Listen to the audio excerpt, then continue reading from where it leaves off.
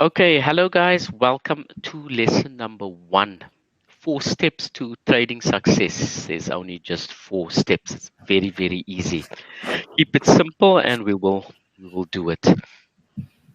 I am recording the session, so don't worry. And any questions, I will try and answer all of them as we go along. But I think it's going to be best if we keep any questions for a bit later.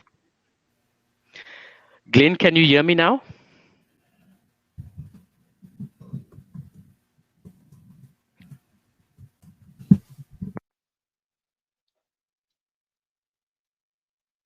Yeah, Glenn, just let me know if you can hear me a bit better now.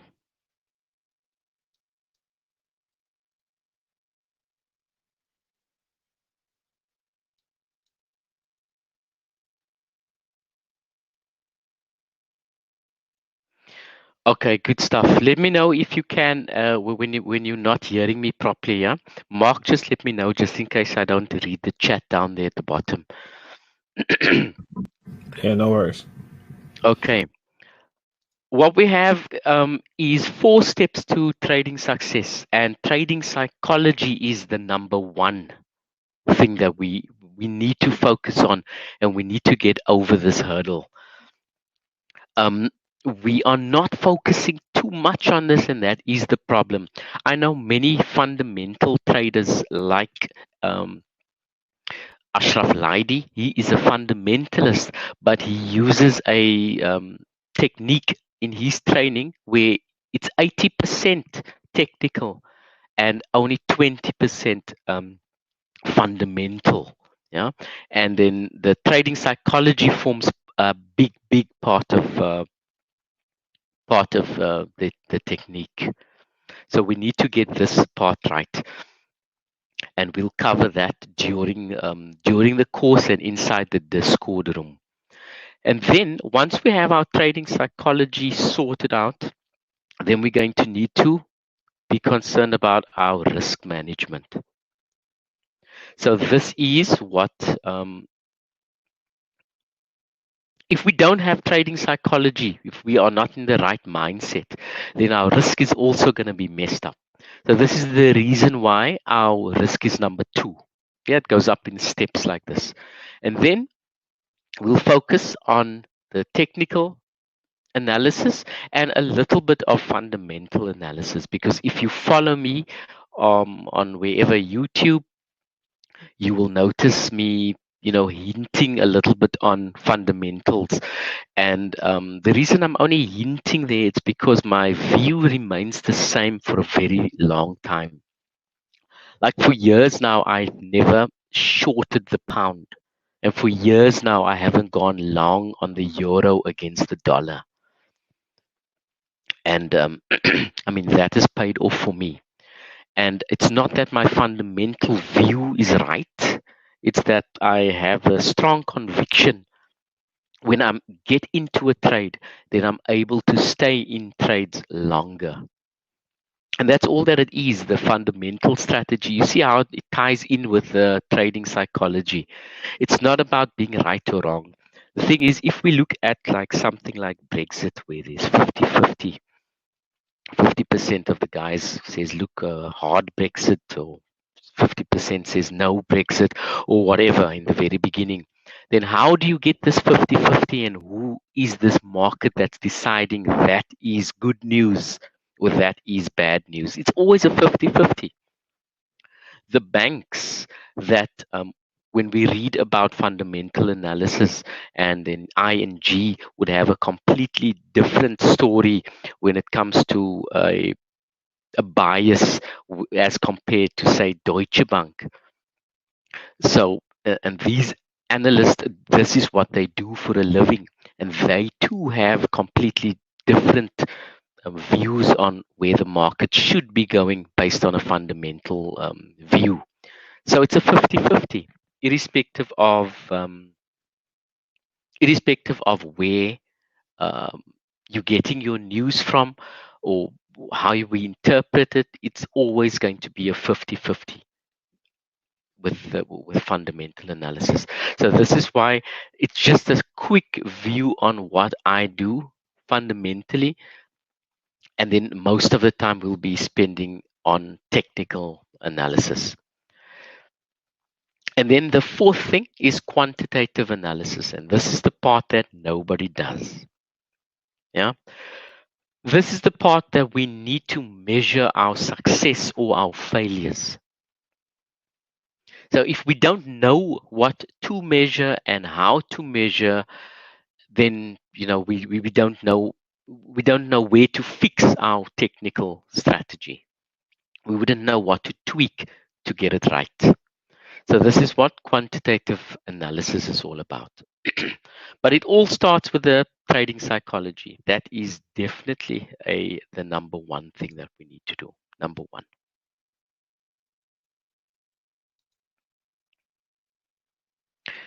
And then our Discord group, that I put you in the Discord group now, the new one. Here we try and mimic these steps so that daily we are just doing what we need to do and mimicking the four steps. Like if we look at the trading section here, we have psychology as number one. So what we're doing in the psychology section is we are stating to the guys and to the group there that I am doing great today, I'm doing well today, I'm trading today, I'm doing excellently. Or um, once or twice, Justin has actually been honest enough to say that today is not a day that he's going to be trading. So then we respect that, and we leave him until he's better, until we see a positive response here in the psychology section. There is no chatting inside the psychology section. It's just a one-liner. How are you feeling today? And then if everything is cool in the psychology section, you are on the right path, you're feeling great, then you go to the calendar, you find out what news is coming out, what news affects me today in the trading decisions. I might see today we have non-farm payrolls, and I have a history with non-farm payrolls, and I have a history with Mario Draghi. So I usually, when I see those two red flags in the calendar, then I don't trade. I'll go to the psychology section and say, nope, Draghi speaking. I don't want to trade today. And that's what we do there. So it's just the normal what you call that Forex factory calendar. If it's not there, then you can just post a picture of the calendar for the group, just to let us know what might be on the cards for the day. And then if we have a whole lot of news coming out, perhaps the commodity currencies are at play for the week, then what we would do is perhaps focus even on the commodity currencies, because we know there's going to be volatility in the market where those currencies are concerned. Yeah, it doesn't mean we see it in the news and then we're not going to trade. It's just so that we know what might happen, because there is numbers coming out for the US dollar, or there's numbers coming out for euro, just so that we know what to expect. And then with the weekly top-down analysis, this is what you're going to learn inside the course here. We do a top-down analysis. We start from monthly, weekly, daily, 4-hourly, and then 15-minute. So the weekly top-down, this is our weekly chart. So we don't post, say for instance, there is a nice-looking trade on the euro versus the dollar. Then we don't just have a 15-minute trigger of the euro dollar. Your whole story, your whole reasoning behind that trade idea needs to be put out there. The weekly top down needs to align with what we need to see, and then if the weekly is good, we need to drop down to the daily chart, what's happening on the daily chart, and there are specific things that we look for inside the daily and the weekly and the 4-hourly, and then the trigger as well. So, but you see, it goes down in this linear fashion, the same as the steps are. Yeah. So it's mimicking the steps as best as possible. Is the Discord group, and we try to keep all like trader talk and stuff inside there. So we would post a chart in the weekly top down. Euro dollar weekly chart, and then we would talk about that chart in the trader talk. We're not going to talk about the chart inside the the weekly top down. That's just for the picture. Yeah. But the stuff will become clearer as we go ahead. Right. So the trading psychology. Yeah. First we need to know why we trade and what it is you want to do with the money at the end of the day here. And what exactly is the risk involved per trade. Yeah. That is what what the trading psychology is trying to gear you towards. So when we ask why do you trade, we don't want to know it's about I want to trade on the beach and I want to have financial freedom. That is just a byproduct. What we need here is exactly what it is per trade that you want to do. Yeah. You what is it that goal at the end of the day? Like if you're beginning, yeah, and you want to buy a gift for your wife or girlfriend, then what you are risking per trade is this dress, this pair of shoes, or this diamond ring, or whatever it is, so that are you are more, you attach something real toward each trade, because what has happened here in trading, and especially in retail trading, is that we are not we, when we look at the bottom of our screen and we see the numbers. Yeah, we see the figures, and it's a TV game. Yeah, things are going up and down. It's just a game we're playing. It's no longer about the money. We are winning when we feel we have contributed to the community, as look at my good trade or something, and then we yearning for that response back from the group, saying, wow, that's a great trade. How much pips did you make on that trade? And then you get this payback from that. So that is what trading has become for retail traders. So it's almost as if it's lost the ability to actually be a means of income.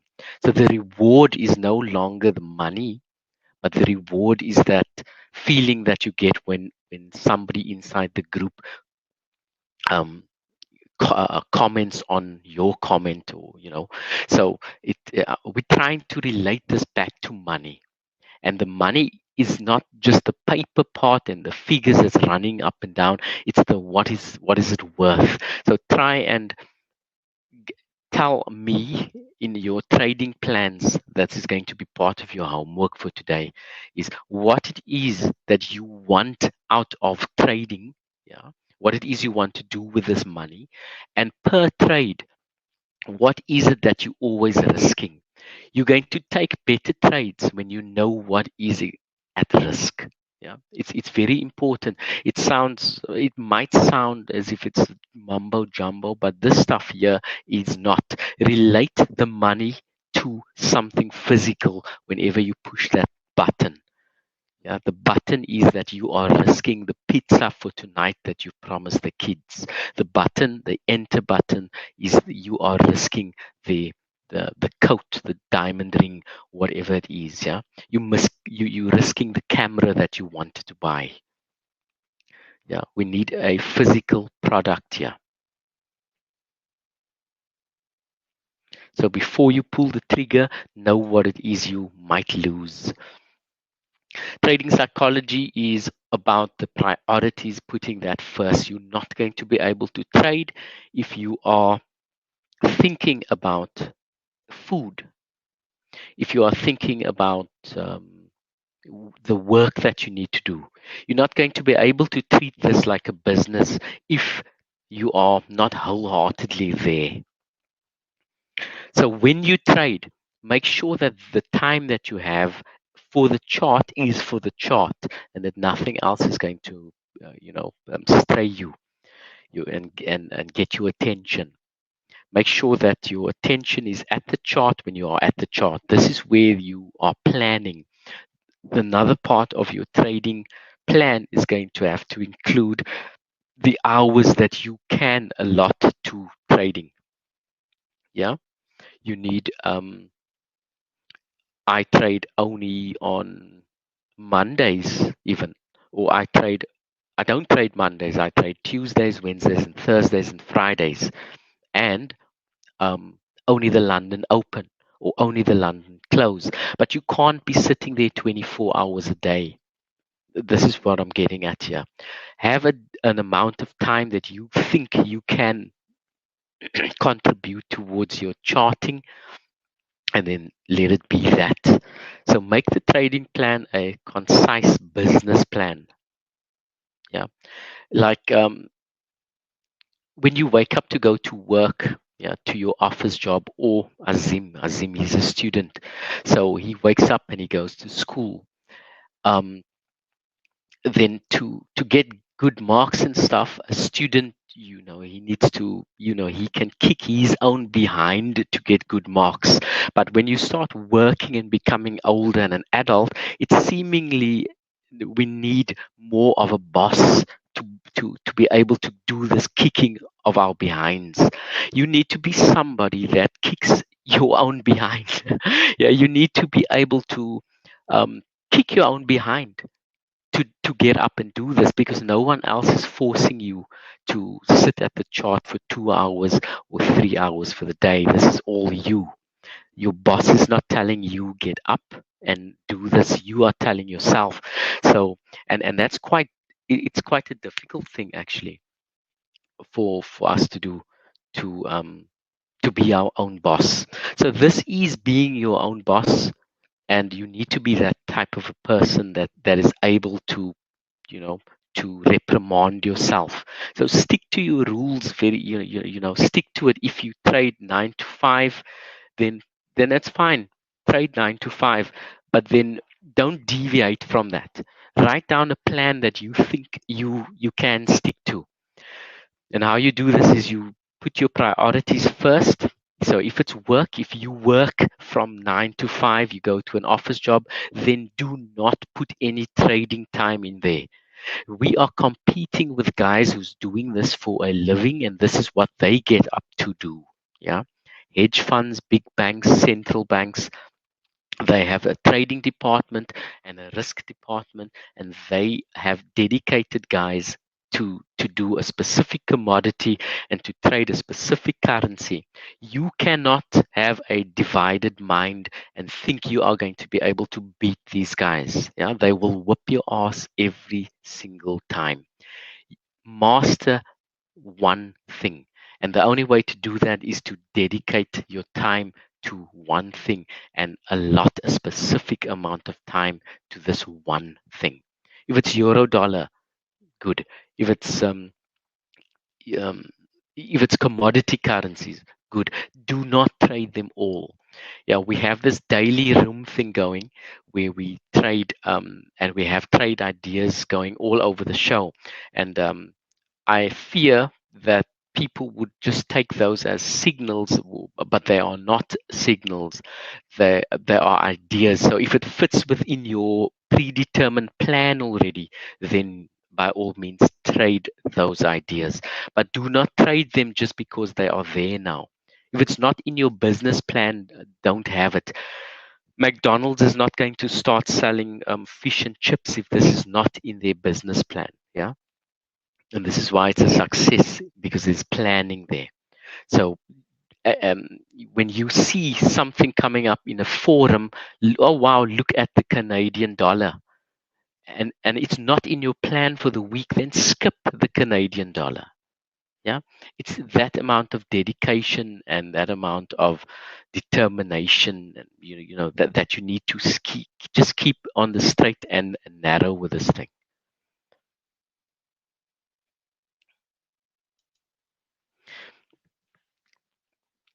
And the other thing is knowing yourself as a trader. So I know we're not going to be investors here, because you wouldn't want to do this course by and becoming an investor. You want to be part of the action. Yeah, yeah. So the action is also like linear here.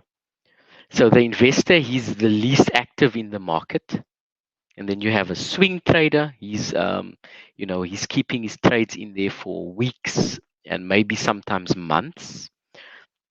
Then you have the day trader. Now, I think us retail traders, we like to fall into these two categories here: the day and the intraday trading. We might keep our trades open for a day or a week, and then the intraday guys, they like keeping their trades open for even hours or even minutes. So these investors are the least active, and then it's becoming more and more active as we go along here. So the students probably likes to fall into this. So I don't know. I'm just looking at Azim and I'm thinking he wants to fall into scalper, because it's the most exciting, the highest risk part of it. And then the day trader. Now I sometimes turn like an intraday trade into a long-term swing trade, and then that's the most profitable sort of trades. I'm getting in on the lower time frames here, and then keeping the trade in as long as a swing, and then even sometimes even as long as an investor. Like I had previously, I've had trades going for a few months. So, I was as if I was investing in my own trading idea. Yeah. So what we need to do is we need to discover who you are and what sort of a trader you are. So the trading plan is going to again include this sort of a thing. And then you'll be able to know this when you answer the question of what times of the day do you trade.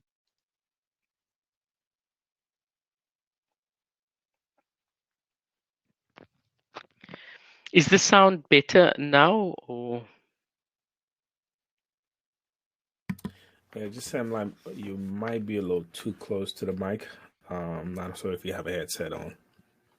Um, if you do have a headset, maybe kind of pull it off an inch away, close, far away from you. Okay. Hopefully it comes out decently in the recording. Yeah. So then we have to find out who we are, what type of trader we are, and then then we will be able to build our strategies, because the technique here really can fit into any of these sorts of traders. So we can fit the technique around all these sorts of traders here. So all you need to do is find out which one of these traders you are, because it's very frustrating for a scalper, to trade like an investor thinks, and vice versa. It's going to be frustrating, and we don't want to add frustration as another issue to your trading psychology.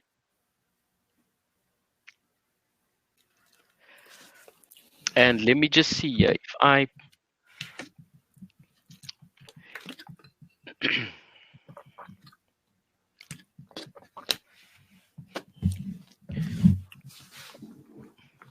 just want to do an illustration on this board quickly.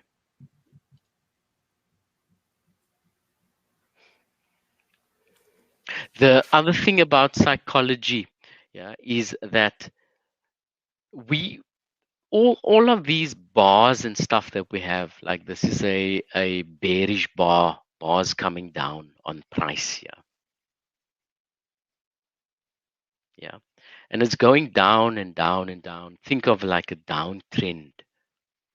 And then maybe there is some sort of a support at this level here.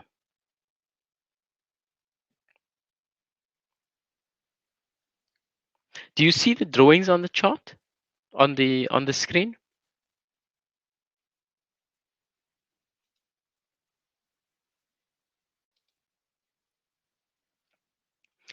Yeah, so we're getting our support coming, we're getting prices coming down into the support. Now, sorry.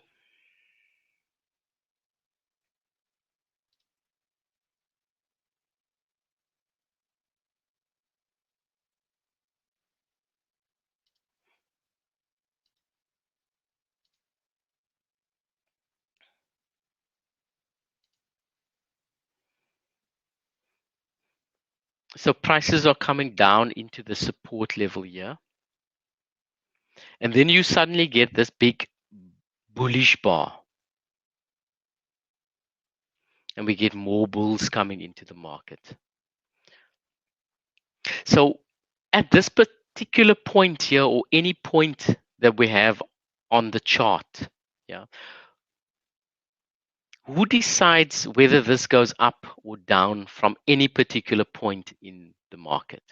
Yeah, it is individuals that does this. If there is one individual that is able to move the market all the way down, he is willing and able to move the market all the way down. He has a motive to buy or to push prices all the way down. It only takes just one trader to do that. The one trader who has the money and the will to be able to do that. It only takes one. So when prices are here and there are 200 million traders in the game, just one of them needs to be able to be willing and able to move the market in any direction. Yeah? There is no way for us to know what's in this one guy's brain. Yeah? In this one man's psychology, we don't know what he will do at any particular time. This one man could represent a whole hedge fund, and he would be willing and able to move this. And then we can't expect to know where the market is going to move at any point. If there's a point in the market, we don't know whether it's going up or down ever. The only thing that we have is a statistical edge. So we're not going to know the psychology of 200 million traders. So therefore, we would not know which way the market is going ever, and nobody knows that. Yeah, I just need to put that in your heads before we go on to technical analysis.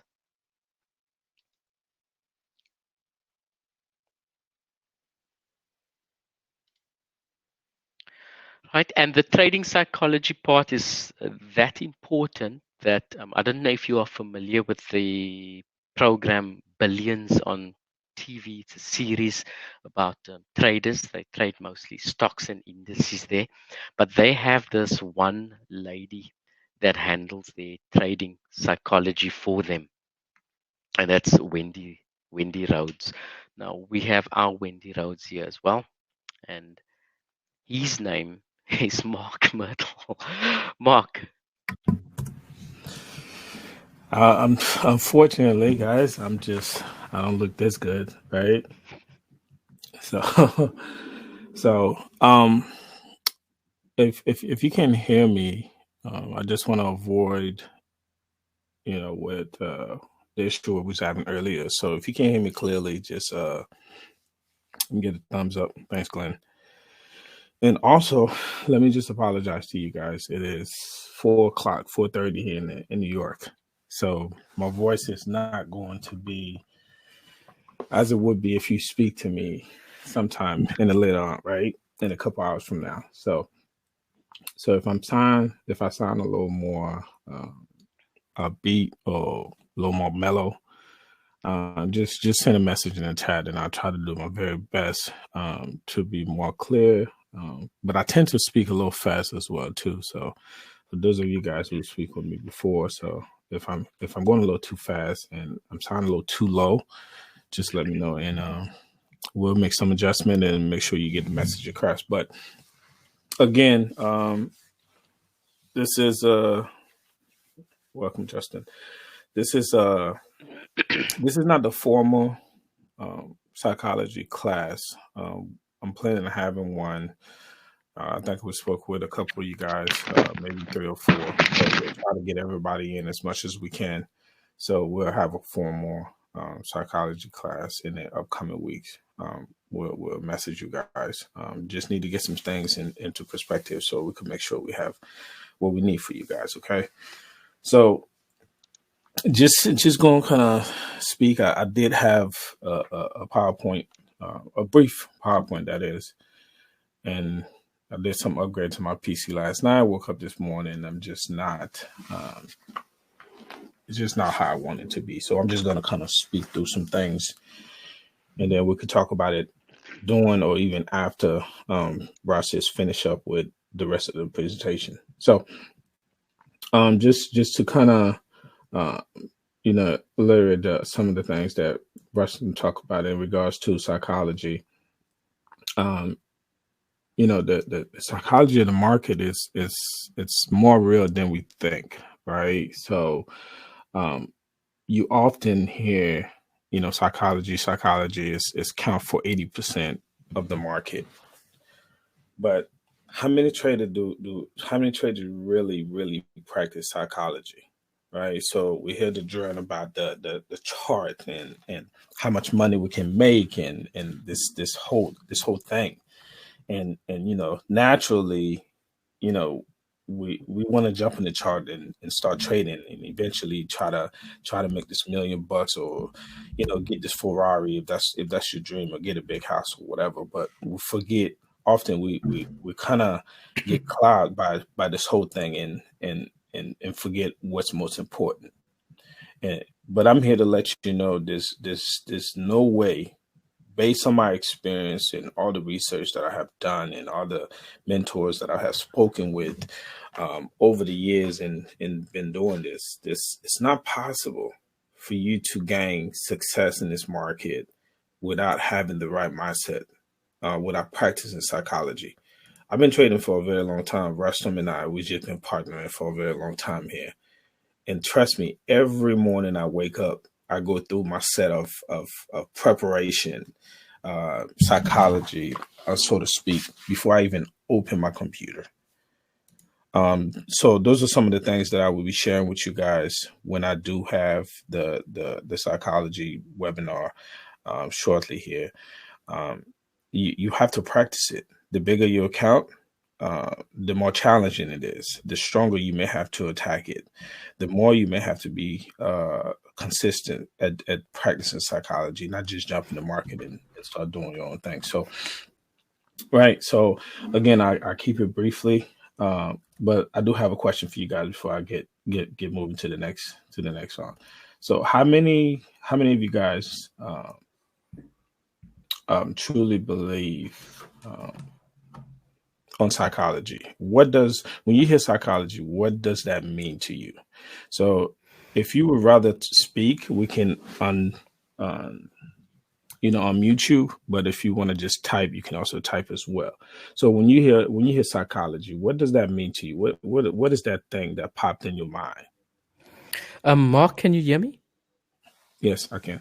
Good. So I just changed the microphone. Hopefully this microphone is better. Sure. Yeah. It's a lot clearer. Okay. If you ask me. So having the right mindset to trade for the day. Good.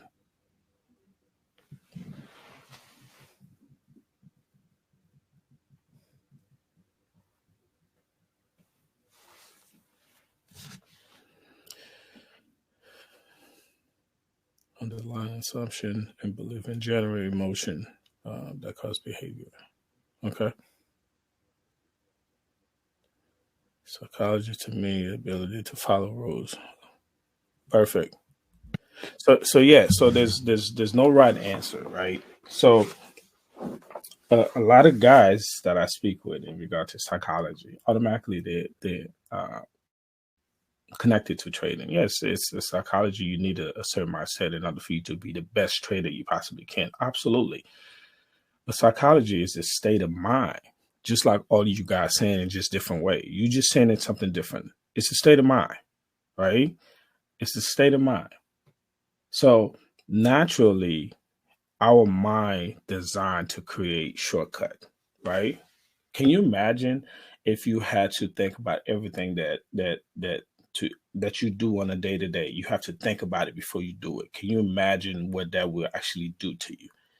It would overwhelm you. You'll have too much in your mind. So our mind is created to create shortcut. It's naturally create shortcuts, right? So if you wake up in the morning, if you're a guy, or even if you're a woman, right? So I don't think we have any women in here, but nonetheless, when you wake up in the morning, do you think about putting your pants on? Do you think about brushing your teeth? Yes or no?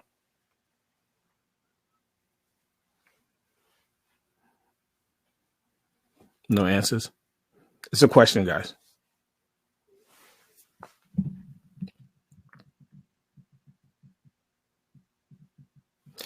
Exactly. Perfect. That is perfect. Your subconscious automatically just send a signal to your body, right? And automatically you just do it. You don't think about it, you just do it, right? So that means your mind been programmed to just do those things over time, right? I'm sure when as a baby you don't know to do that, but as an adult, as you do it so many times, it become a habit. So your mind just creates shortcut. It's the same thing in the market. It's the same thing when you're having trouble in the market, that you taking bad trades, and you know you're taking bad trade because afterward you beat yourself in the head. Why did I take this trade? I should have done this. I should have done that. Right? It's the same exact thing when you revenge trade because you're upset because of the previous trade that you probably then they analyze the market the way you should. Now you just jump and try to make up for what happened before. It's the same exact thing. Your mind has created a shortcut that you telling your mind by taking these bad trades, by not doing the thing, by not following your plan, by not following the rule that you created for your strategy itself. You telling your mind, you telling your subconscious, because your subconscious doesn't go to sleep. Your conscience go to sleep, but your subconscious never go to sleep. It's always awake. And what exactly is it doing? It's confirming your habits every second of the day.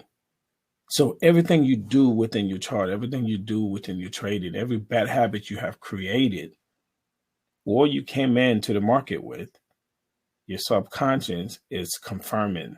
Is that true? Is that something that you do on a day to day? And if so, it take pictures of it for memorization. Then eventually your mind start creating those shortcut because it's a habit that you created. So your mind really think that you should be doing this whenever you get to that point. So automatically you just do it. But we have to work on reprogramming your mind by doing the right thing. Strengthen those neurons, those positive neurons in your mind, right? To start creating good habits. And those things doesn't happen overnight, right? So it's doing them consistently, daily. And I stated before, I do my every morning before first thing I wake up, first thing that I do. And then that's the last thing that I do before I lay down. And sometimes I may do it in the middle of the day. It depends. So you must do those things. Psychology is an ongoing thing. It's not a class that you take one time and then eventually you good to go. So I don't know how many of you guys have seen Billion. It's a brilliant show. Actually, Rustam put me up on it. Told me about the show, and I started watching it and loved it. And it's about trading. But this beautiful woman that we are looking at right now, I can assure you, it's not me. Trust me. She's the psychiatrist on that show, and you've seen guys who are trading hundreds of millions of dollars, coming to her when they having a bad day of trading, or psychologists get into them, you got to be able to talk those things out. You got to be able to practice psychology, get you back in the right state of mind. Right. So, are you guys okay? Just give me a thumbs up. Am I sound okay? Let me know.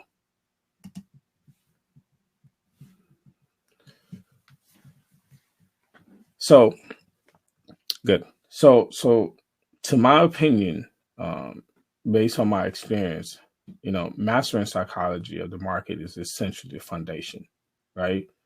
Foundation of the roadmap to becoming a professional trader, or most importantly, gain success. Like I stated before, I don't think you can have success, or I know you can't have success without having the right state of mind, without having the right psychology of gene, or practicing on a consistent basis. Right. So for me, let's think of it this way, right?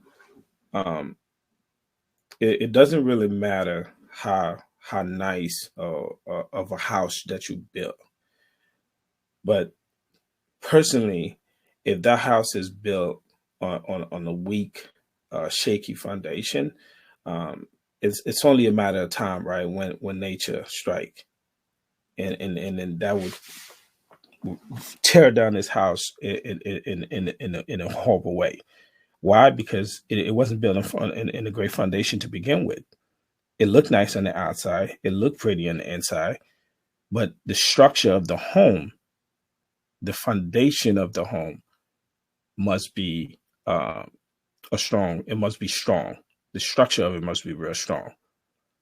So in the market, we just simply cannot jump in the market to do what we want to do without first wake up in the morning and just get our mind straight, get our mind right. For me, and I know that same thing goes true for our Storm as well. And we talk every morning before trade, every single morning. I know for a fact we wake up in the morning and we work on our psychology. And that's the reason why, if you go into PureTrading, as you were showing you earlier, we have a section for psychology, right? Tell us how you feel. Tell yourself how you feel. If you had a bad night, you might want to think about trading, because trust me, it will show on your trading. It will. So to do this, it must become a business. It must become a business. That means you must do all the little things that needs to be done in order for you to be successful. In psychology, as we keep telling you guys, psychology is 80% of the game. Because once you learn how to read the chart and you understand your strategy, you master your strategy, that part doesn't change. But the psychology of it does, from every single stage the level of your trading, it changes. The more money you start making, the stronger it will start getting, right? The more you make, the stronger it's like, the more you have to practice it. Understand those things. And I know that, psychology kind of take a back seat from what I see in the market from traders. Every time you talk about traders, it's always about entries and how much money I made and so on and so forth, or how much I lost in some cases. But you don't hear folks talk about psychology often, even though it's 80% to your success. So I know I've been going on for a while. So Russ, do we want to stay till the end for questions, or should we?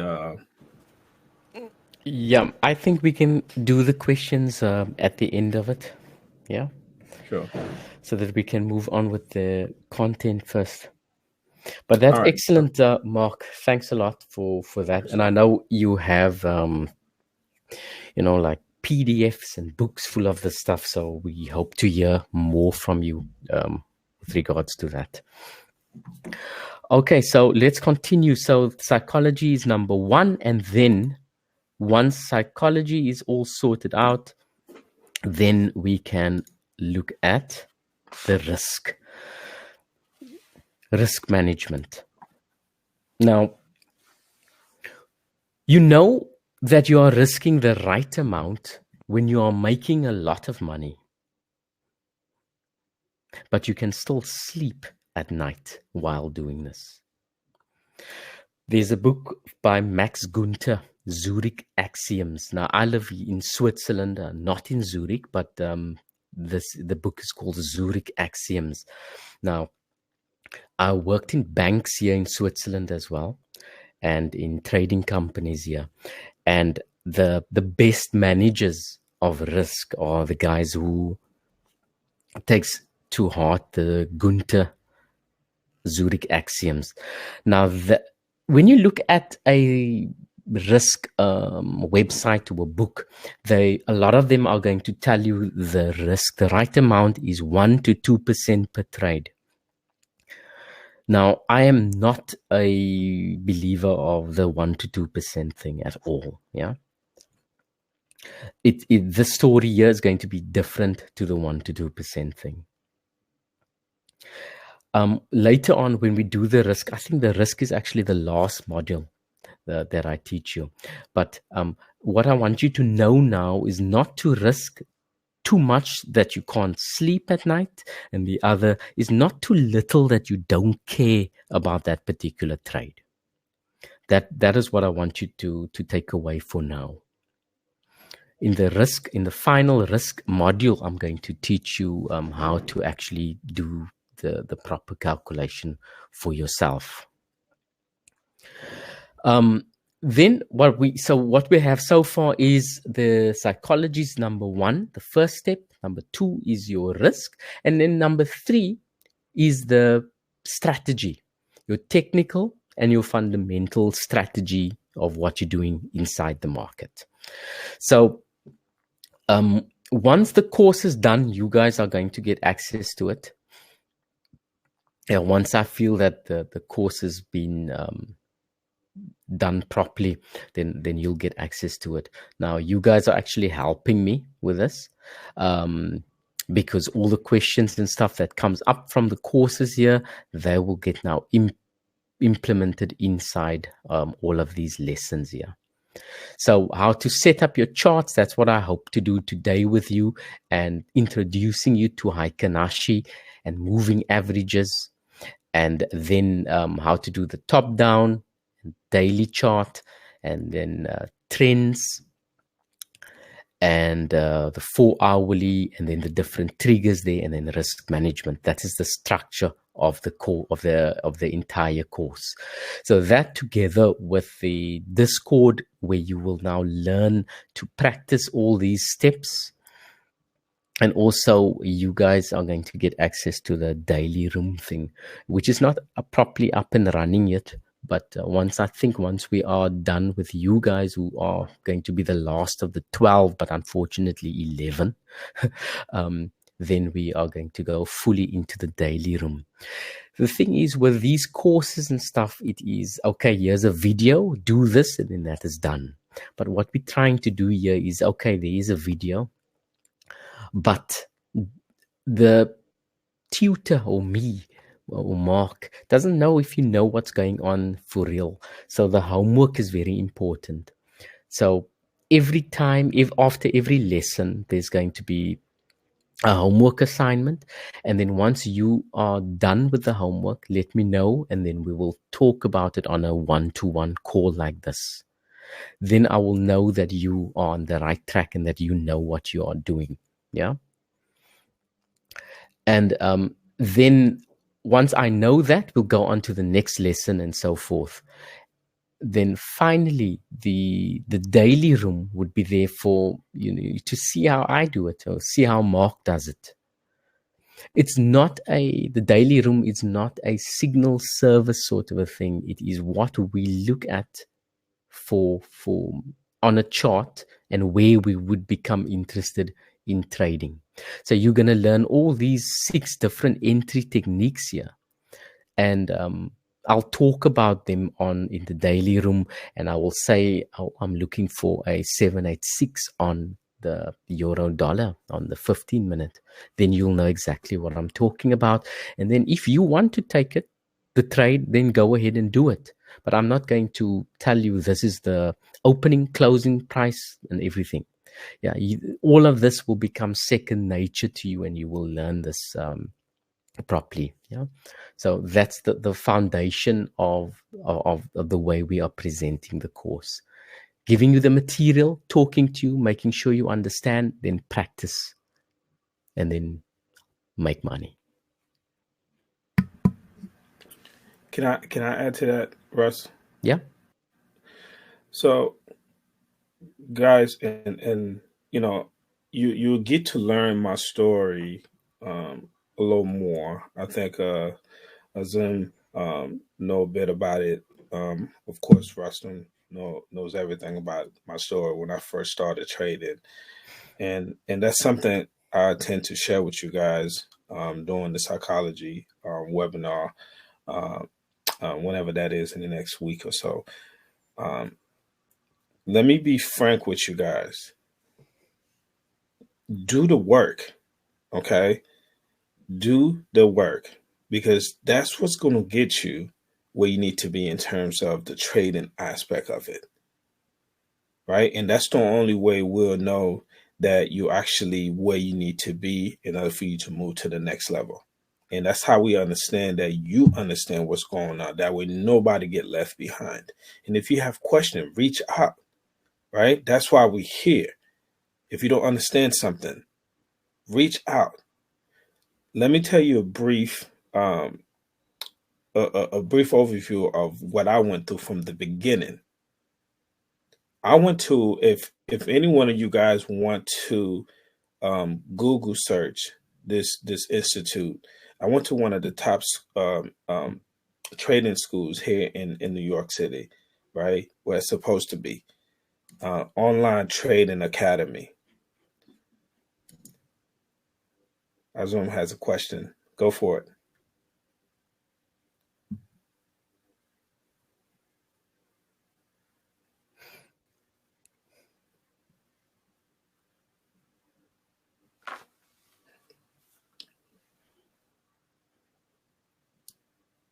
Okay, I guess I could keep going until you could go ahead and type.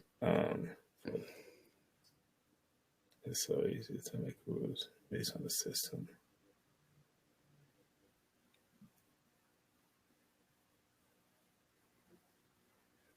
Yeah, I think it's best if we will keep this question till the end, Mark. Yeah, so Yeah. we'll go through it to the end.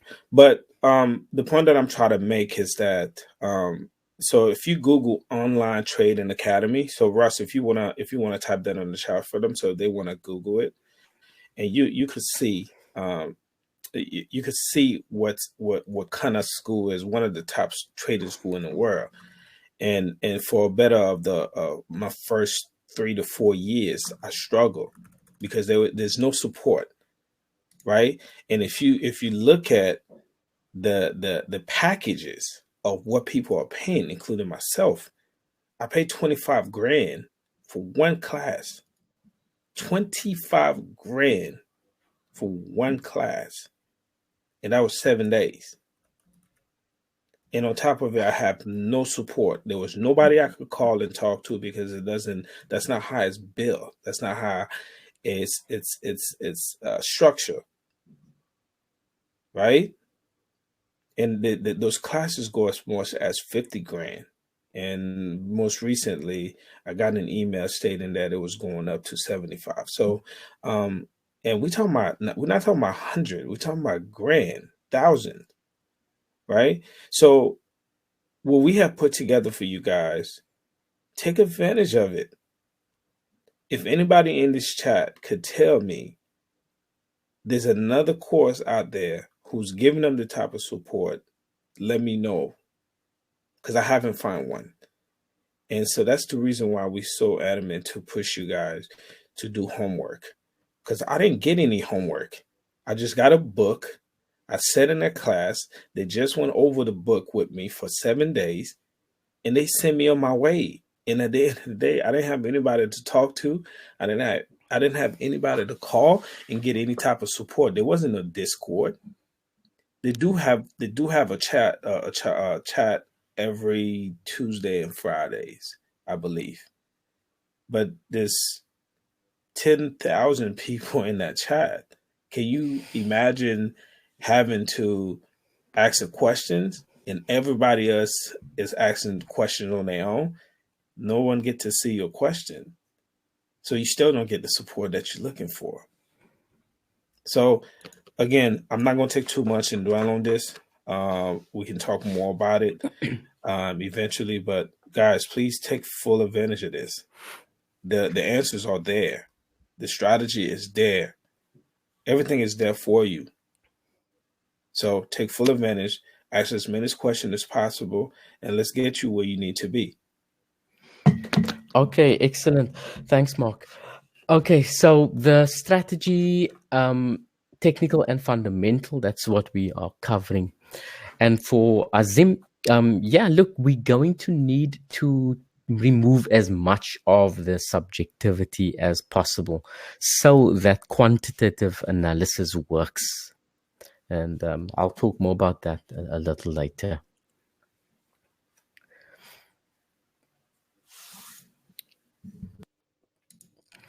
Sorry, Rush. I know I kind of got you from what you was doing, so just thought that needed to be said. Yeah.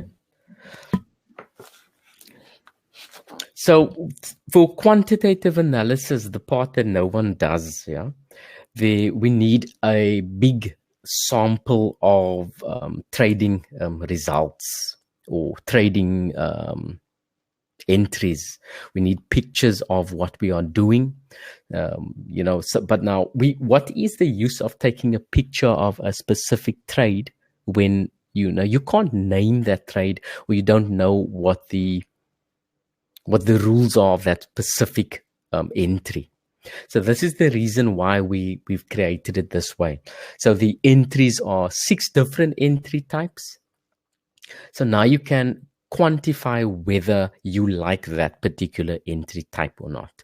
Like Justin, he's been having great results on the beginner strategy, but it's all about the zone that he's in. He's been trading inside the correct zones. Almost any of the 6 would have really worked for him. And now he's testing also the various other entry techniques. But he's not moving on until he knows what his results are based on the 161.8 entry or the circle of liquidity entry. So we've named these entries this way, and we've given it a specific set of rules so that you can rule it out for yourself. You can say to yourself on your MyFXBook comments that I don't like trading the 786 entry because I've only got 6 out of 10 winners out of it. And more often than not, when I'm using the 121.8 entry, I'm getting better results. But then this way, by naming it and by knowing what it is you are doing, you can then quantify it. Otherwise, quantitative analysis is of no use to you. Yeah, it's all manipulation patterns, but which one works for you the most? This is the power of quantitative analysis. So get your sample sizes. 10 trades doesn't work out. Trade all these techniques, and then you will have a big journal of what it is that works for you personally. Believe me that if you quantify it this way, you would you'll build yourself the perfect strategy. This we're doing here is the tools. It's the foundation ground for you to build the perfect strategy for you.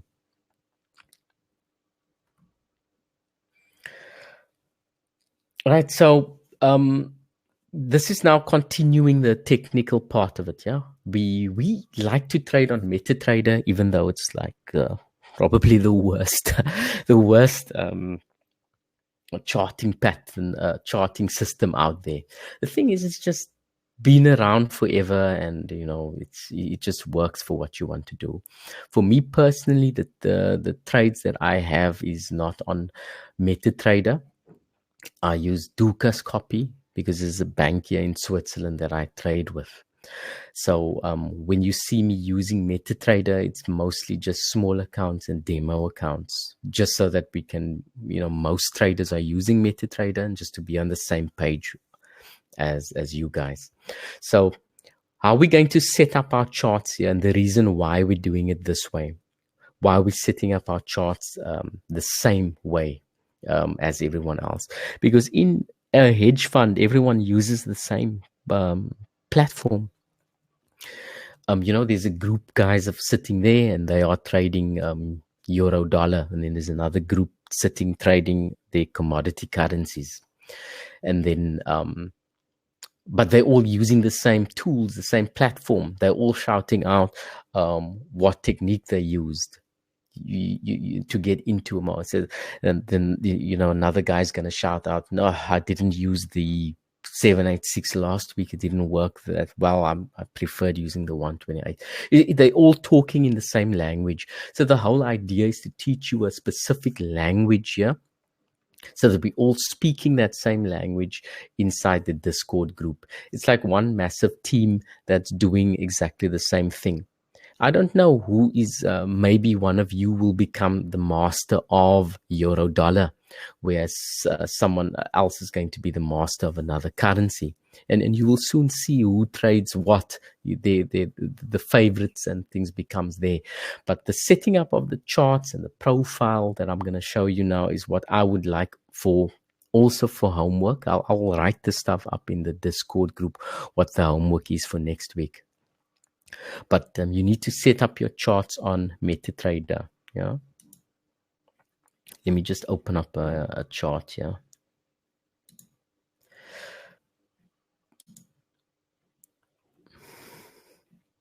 Okay, do you see my chart in front of you, MetaTrader?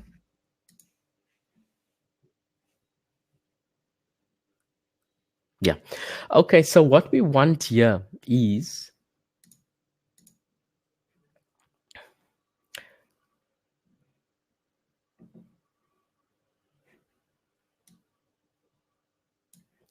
this is the euro crosses. So what we want is a profile.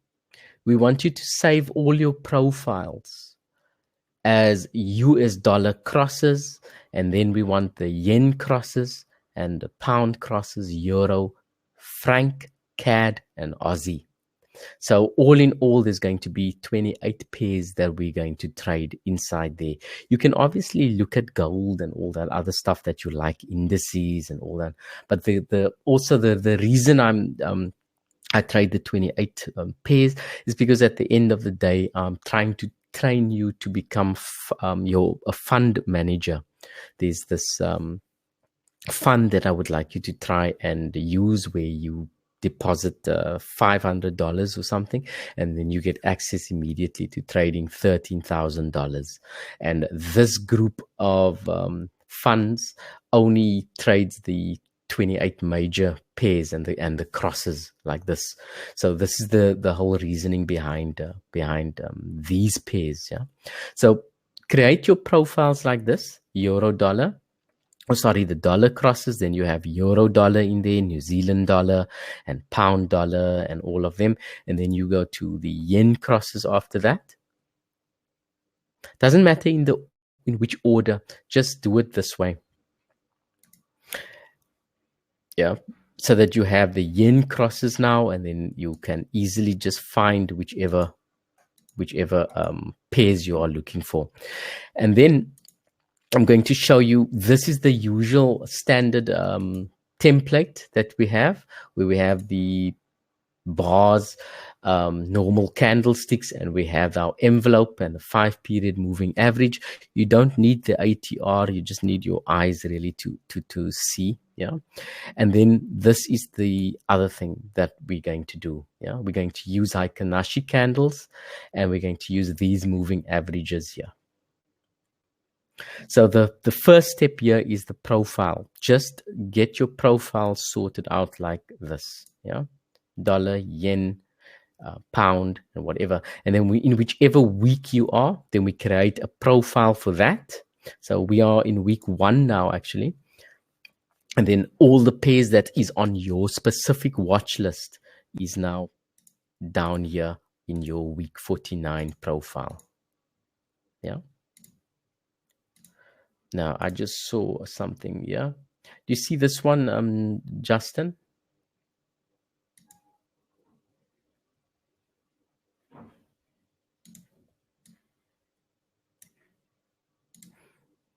Just for Justin quickly, there's a perfect one there. That's the way the profile looks. And what is next? Let me see. Yeah. So now we can actually start. Can you believe it? We didn't start yet.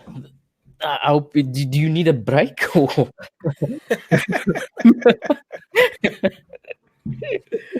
Hey, Or do you want to continue? Do you want to continue doing it right now, or do you need a break?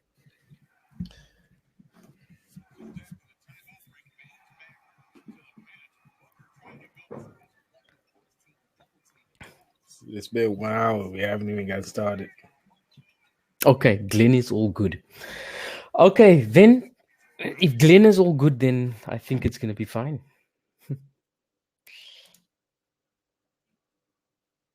Right. Okay, so what do we know so far about the what the market does? We know the market has these areas, like these are zones, yeah, support and resistance zones. So we know that we like trading when we get to that zone, and we're looking for the manipulation, and we're trading down toward the next zone, the next level. Yeah. And then, yeah, and it's down here at support, then we are looking to trade to go long. Yeah. So this is a range that we like trading in. So the pattern that it does is just a up-down pattern inside this range here.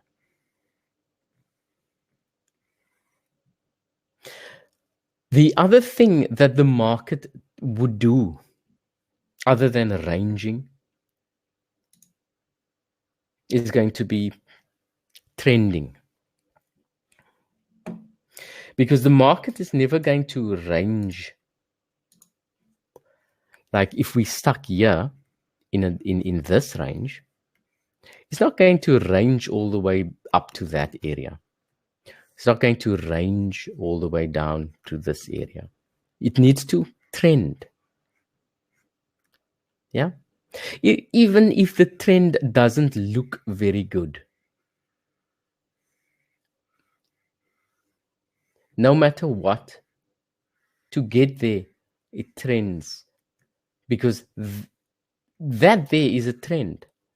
This there was a trend angle that changed. But to get from point A here to point B there, it had to trend. But what we know so far in the beginner strategy and the techniques that we've learned so far is that we like looking at the market state where the market is ranging. Yeah. So I know the guys here, you guys, Glenn and the rest here, Mayor, and Azim, you know, you guys are good with the beginner strategy. I think you know how to spot out these areas, these zones very well so far. Yeah. But what we're going to do here is we're going to add to what we do when prices gets here. No longer just the RSI divergence strategy there, but we're also going to look at 5 different techniques when prices gets here. And then as prices are moving toward this area, we are going to look for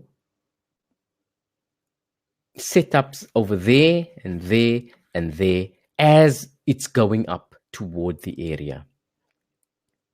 Because we're going to make use of the market state ranging market, and we're going to have a look at the market state, which is the trending market.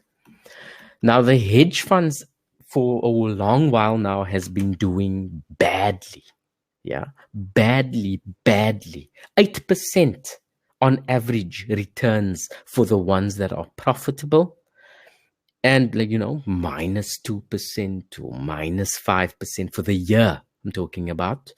They made 8% for the year, not the month. And they've been doing badly. And the ones that has been doing well for the years now, there's a guy in Hong Kong, Singapore, that has made 300% profit on with his hedge fund. The best performing hedge fund for 2019. And he was a trend trader. Add to the trends, man. That is what makes the money here. Not just the scalping when it gets here and you're looking for a setup. Not just that. It's adding to your positions year and year and year. It's adding to these positions that makes you money. So in the last course, in the last lesson where we talk about risk and risk management, I'll show you that I take 3 trades here. Yeah. And then I take profits there and I'm trailing it up. And then I let it go. I take profits there as well and there. So 1/3 is off the table. Another third is off the table. And then I still have 1/3 of my position running up until forever and ever. Amen. And that's the only way you make money. Out of the idea that's come to you at the level here. At this level, you got this idea that the euro versus the dollar was going to shoot up.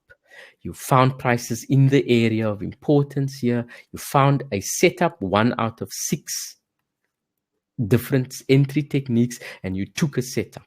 And then you've added your positions here, and all the way as the trend's angle is changing. So what I'm trying to do is to sell you the idea that trend trading makes money and scalping is for those who wants to put in a group that look at my great trade. But trend trading is the one that makes money. And it's born out of the idea that you had here as a scalper. Because this is like a scalper. He's looking for a specific entry pattern right at a level. If this level is great, then your idea is great. And then he goes up and he takes 20 pips and he is so happy. Now, I am not happy with 20 pips. Yeah. 20 pips I can't swear here, or maybe I can. No, I'm not going to swear. 20 pips is bad. So what I do is add to the position and let the trade run until thousands of pips later with a 15-minute entry there. Now, that doesn't happen all the time, but when it does, any losers that I would ever have doesn't matter.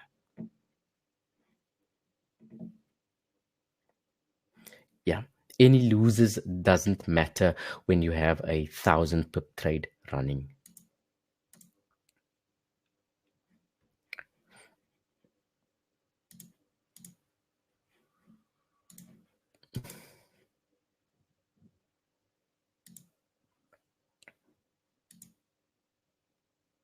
So you need motivation to stick to this sort of thing. I'm just going to give you who motivates me quickly. Yeah, Ed Sakota, he motivates me.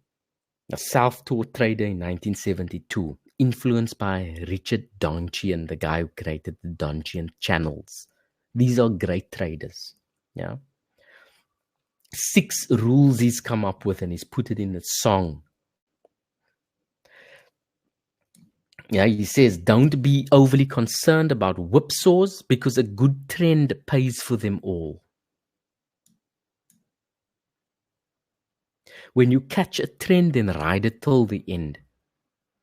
And when you show a loss, give it a toss. And you're right when your risk is right when you are sleeping good at night. And when the price breaks through or there's a shock in the news, do nothing. Your stop's already there. It is set. You're not going to lose more than that. And when you get a drawdown or a series of losses, just stick to your plan and pull the trigger on the entries. Just keep on doing exactly the same. These are the mottos that I, take to heart.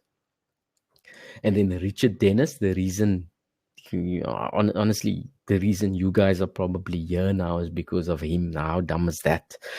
Him together with William Eckhart, they were the creators of the mythical turtle traders.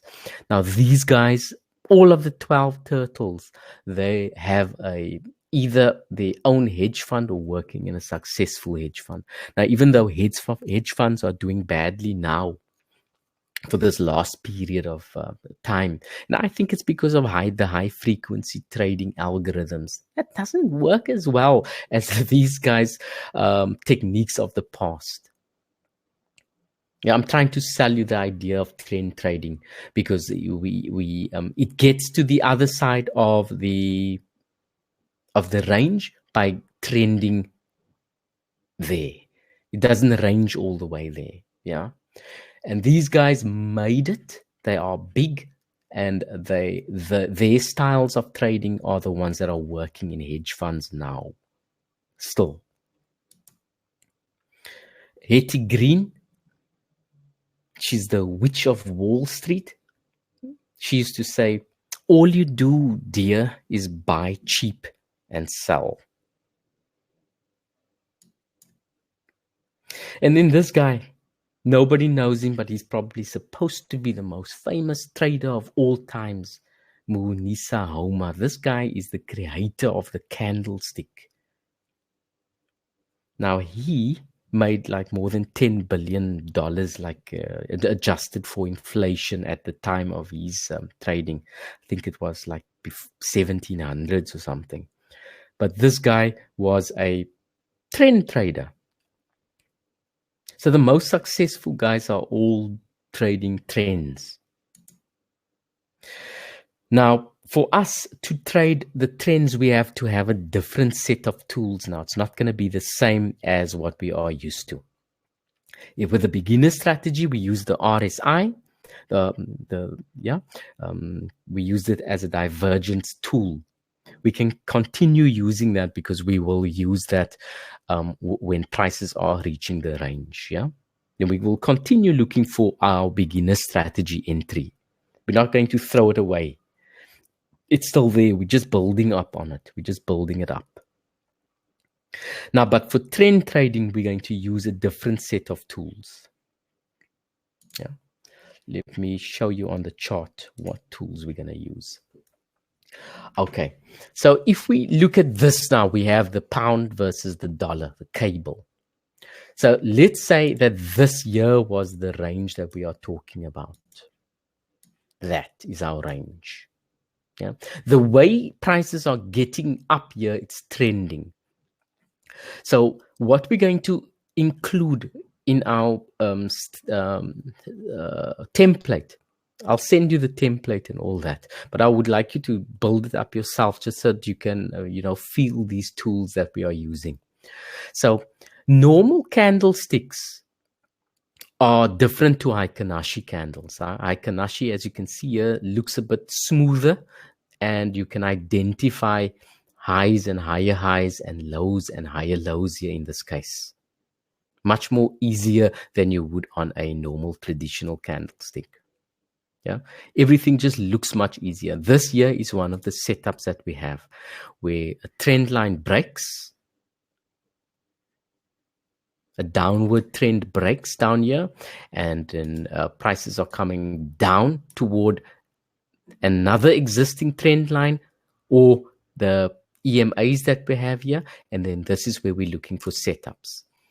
So we've added our first position here at the bottom, looking for one of our 6 entries, and then we're looking for our 6 entries here and here, and then aggressive traders are looking on the 12-period moving average there. And then our conservative entry guys are looking again on our 36-period moving average. So I'm going to go over how to set up our charts. And then this is also part of the homework for next week, is setting up your charts. I'll send you the template. I call it Pure Icon. So what we have is normal charts with Heiken-Ashi thrown on top of it. So it is, where's the favorite section here? So it's normal charts, and you just put your Heiken-Ashi candles on top of a bar chart like this here. So it's a bar chart. It's not a candlestick chart like this. It's a bar chart, and you put Heiken-Ashi on there. But I'll send you the template if you have trouble with it. Then what we have here is a 200 period moving average. And normally we would like to trend down here. Like if prices are underneath it, we would like to trade short. And if we were long, then we would use that as like a target. We would, we might take some profits, but I'll show you the techniques and all that later. For now, it's just all about knowing how and what the reasons are for the lines. Yeah, mine is gold candles going up and white candles coming down. So bullish bars are going up, yeah. And then we have also a 633 exponential. All of these are exponential moving averages.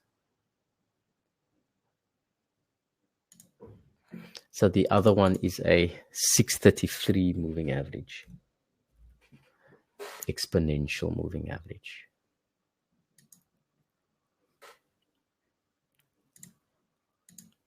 Yeah, it is on there somewhere. So we use that on the weekly, and then on the daily, the same. If we can't draw a trend line, then this 36 period moving average is what we use to try and follow the trend with. Our 12 period moving average is to show that prices are very volatile. Like if I draw this again for you.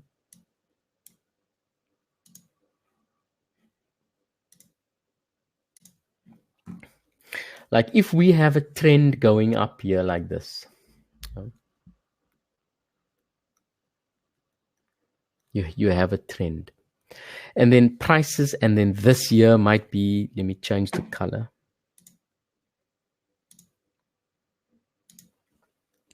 And prices are very like coming and retracing all the way to the 12 period moving average.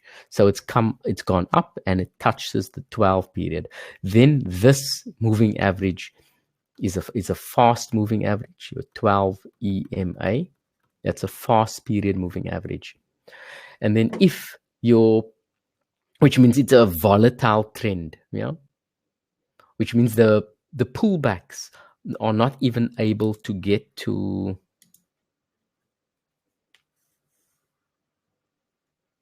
your 36.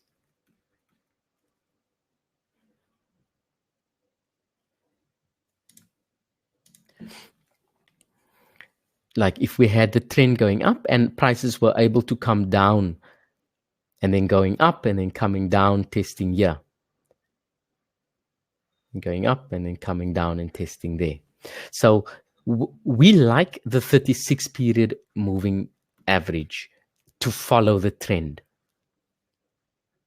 My red one is the 36 period moving average, and the 12 is the blue one.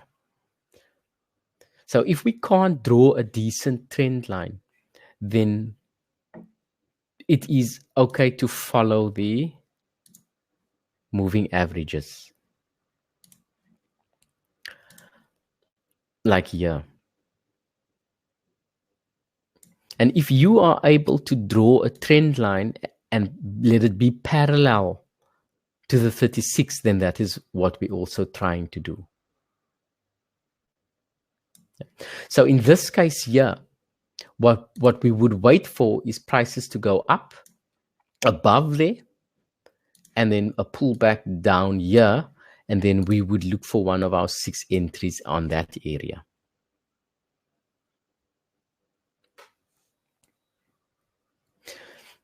But for now, all I need you to know what to do is to set up your charts in this fashion. The profiles. Yeah, I'm going to the euro dollar profile now, or the dollar crosses, and then my first one here is the dollar versus the euro, and then we like to look at the daily. So now we're seeing prices are at a level of importance now. Yeah. So we're all looking to go short. I think Azim had a question the other day about the levels. Now, this was a level previously, and it's touched the level here, and it's come down, and it's taken profit. So I don't like this level anymore, Azim. So I would look above here for the next level. Prices are coming up here now. It hasn't really come back down to my first potential profit area. So this level is still good for me. Yeah. So that area, based on it touching the level and an excursion, is good for me. But what we have next year is we are at a level here because we had our area, and how did prices get up here? It ranged up, it trended up there. Yeah. So what did I do on my Heikinashi?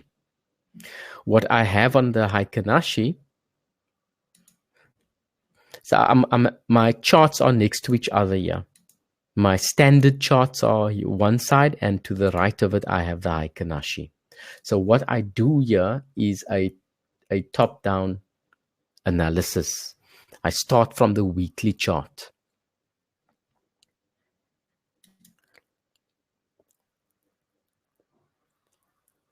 I start from the weekly chart here.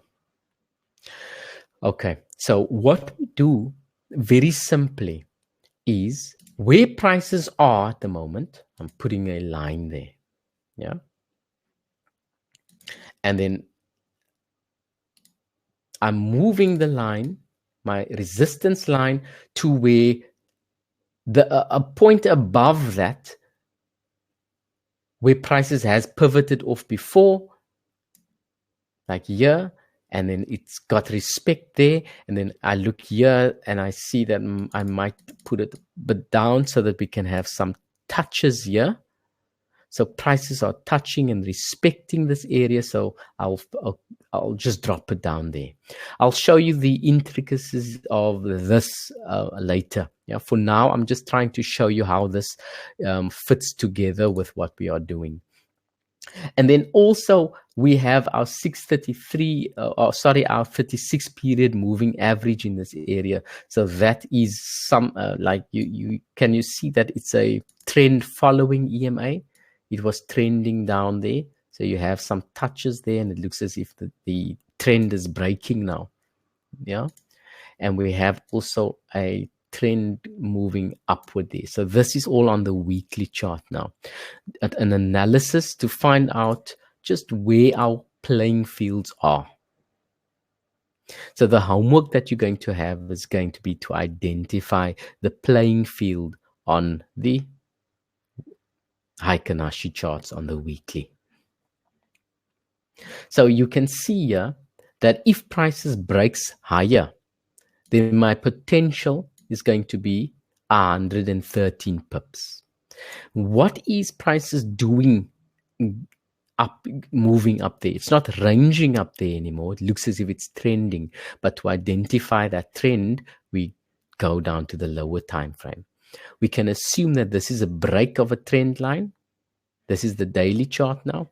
And try and draw a 2-point sort of a trend. So which means that when prices comes back down here now, I would be looking to buy in that area there. Giving it a story, reading the chart in the same language as everyone else in the group. If prices are going to trend and get there, then why not take the opportunities as it's trending? So what we're doing is we're looking for manipulations in that areas. I'll teach that. Obviously the strategies and stuff is going to be taught later, but this is the idea of what it's all about. In the beginning here, we had, and I don't know if Justin is still here, but Justin will know what this is.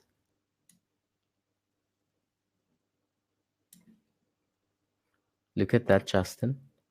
Trendline weakness based on 0123.6. Drop down to the lower time frame in this area, and then what will you probably have there? Look at this, man.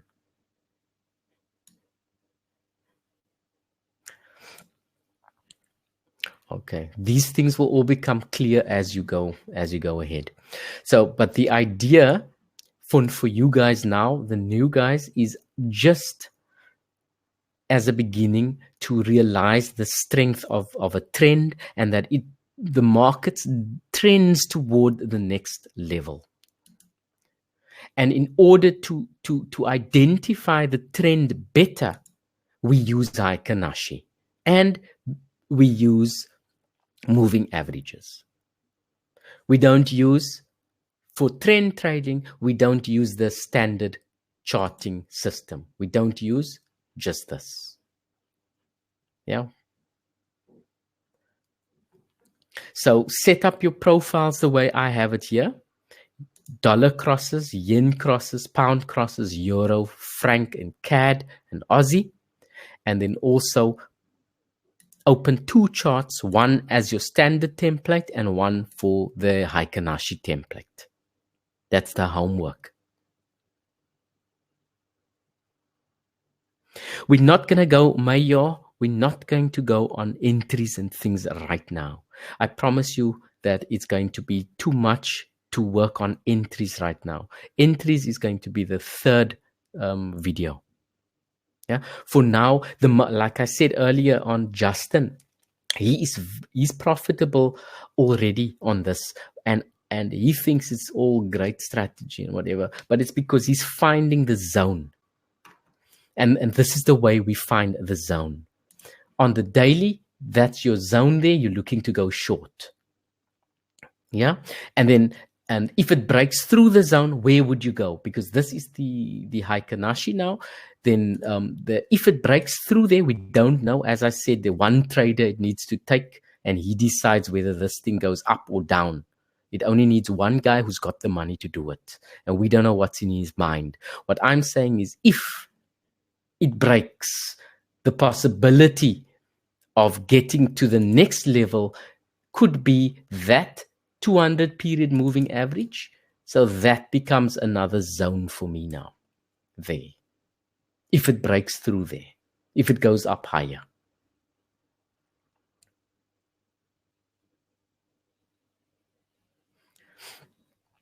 Yeah.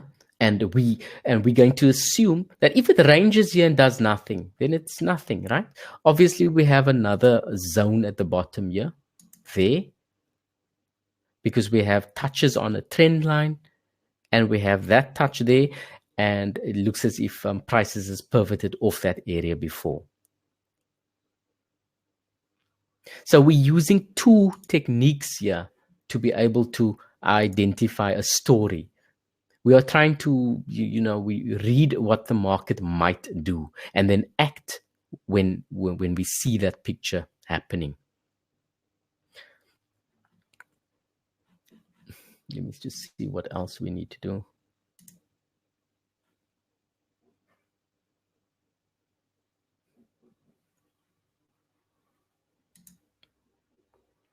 Yeah, the top down. Let me do the top down. That's the light at the end of the tunnel. Right. Let's just choose another chart quickly. Do you have a chart that you would like to just look at quickly? Just so that I can show you the story that I want you to try and tell me in your homework assignment.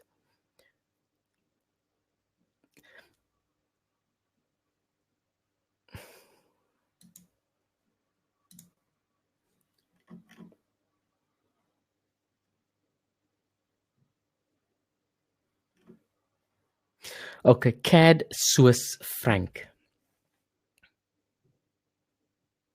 Okay, let's just have a look at CAD Swiss franc quickly.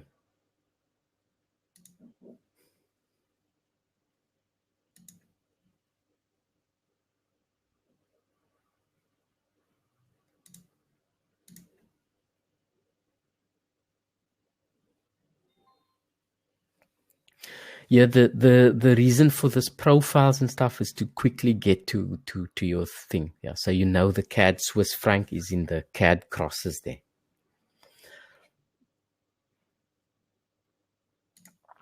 Okay, so the first thing that we will do on here is we would look at the normal daily chart. Yeah, so we can see there was an excursion beyond the mean there. We have this as a level.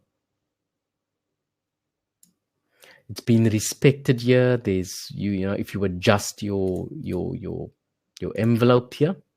So I normally wouldn't go very far below anything here. Maybe 45 would be good. So I'm looking before there. 45 seems okay. Excursion beyond the mean, and then it's going up. Right? And then we have another barrier over here. So we have a potential playing field there of 89 pips. Maybe you want to be a bit better off here by putting it up there. So I don't know where your goal is. Yeah.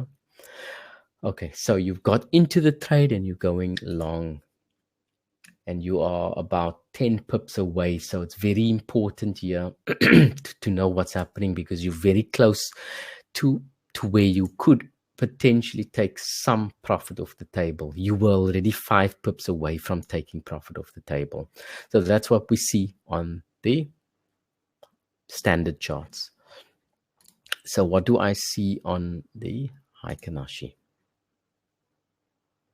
So we're doing a weekly top down. We start off with the weekly.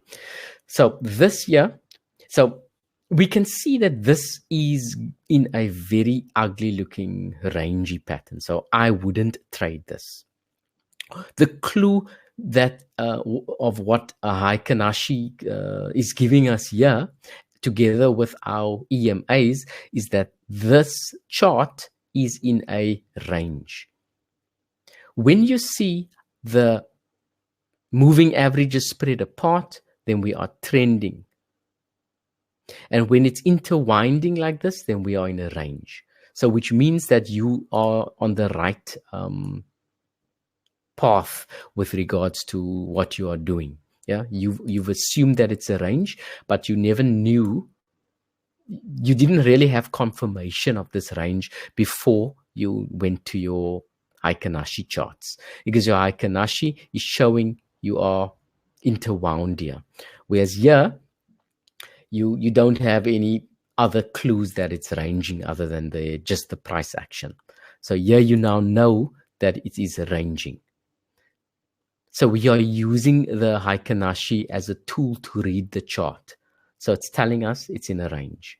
And then you found a bottom of a range here. So if prices breaks your area, then there is another potential area over here, perhaps as a target. Yeah.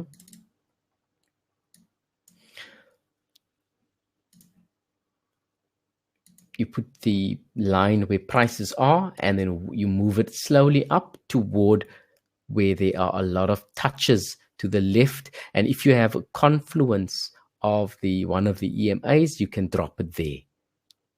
So that would be a good area. So what we have is a potential of 189 pips profit. So what we do here is now we calculate 189 from there. It's there. So now I know that is my area. So this is where I would like to now trade. In between. This is the help, with the help of this. We have a trend line coming down here, touches, and we are lining it all up with our 200 period moving average. All we are looking for is confluence to make things look easier for us.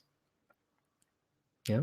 So if your trade fails, it might fail at this level, which means you can try again for your long at this level. Yeah. But for me, I would have liked to trade this one short if it gets up to that trend line again. But what you have is you know what you are waiting for now. If your trade fails, you can try again here based on confluence of this touches to the left.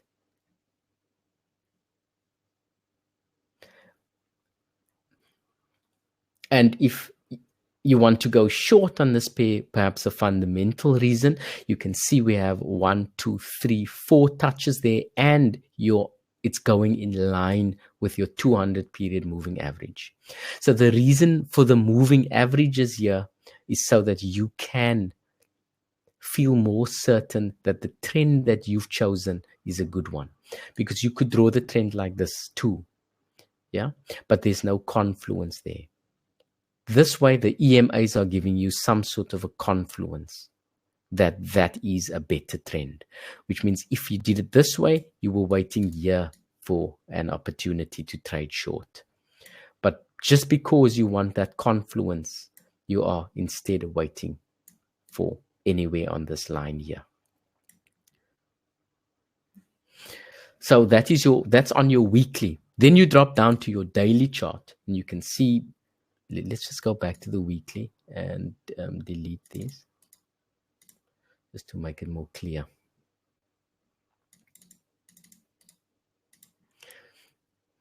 And Justin would also again know that I wouldn't like trading this at all. It doesn't look nice. This will just make you lose money. I'm trying to find trends and trades that looks good. So if I were to trade this one, I'm noticing that prices are trending down here. The EMAs are, sorry, the EMAs are crossing. Yeah, the EMAs are crossing over, which means that I would draw a trend line, trying to draw it parallel to my 36 EMA. We have a lower low here. So what we have is prices pushed down. It's gone up. What I'm waiting on is down, and it's gone lower. But come on, we want a better looking trend. We've got 28 pairs. Why look at this one? Going up, I would look for a shorting opportunity alongside there. Because can we see that this is a trend coming down here? Down, up, down, up. Why ask anything different of the market? Ugly trend, but even in this ugly fashion, in this ugly looking CAD versus Swiss franc, the Heikinashi, it's trying its best to make some sense out of what is going on here. So we try to find the easiest pairs to trade, because it's not about being right on a chart, it's about making money. And for me, it is difficult to make money on this chart. So what the Heikinashi together with your standard candlesticks are doing is to try and paint you a picture of what the prices might do. And then we're trying to amalgamate the two together.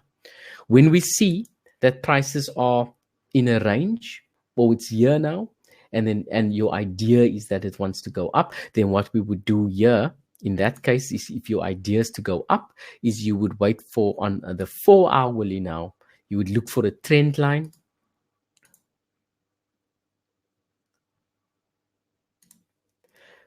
And then you would identify a trend going down here. But now this is a bad looking trend. Try and then draw the line in line with your 200, which looks like this. Yeah. And then what we would do is you took your trade here. Do you see how they've taken profit off on this 12 period moving average right there, Azim, which is probably going to be equal to what has happened right here. And if a trend is strong, it will, and volatile, it would trend, at this 12 period moving average and then come back down. But we're looking at this chart and it doesn't look as if it's doing that. If we look here, it's tested the 36 period moving average. Here it's testing the 12 period moving average. So if we get a white candle here now, then it looks as if it could trend further down. But to add strength to your idea would be this: a break of a trend line and then a retest down and then a potential entry to go along there. You see, for every single market idea, for every single move that the market makes, we want to be prepared for something. We want to know what to do in various situations. And that is what this does by putting the two together. Yeah. The whole plan here is this.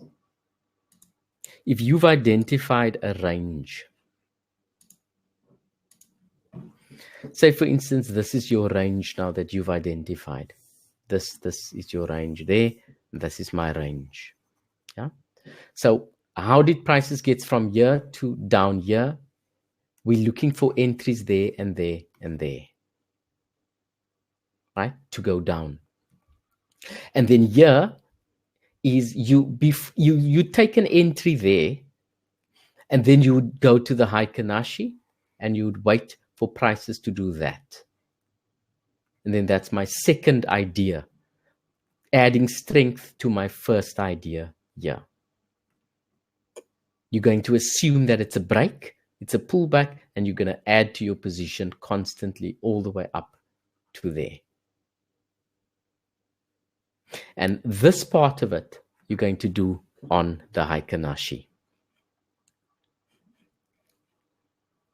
And the first part of it, when you've identified the range, that you just stick to your normal standard charts.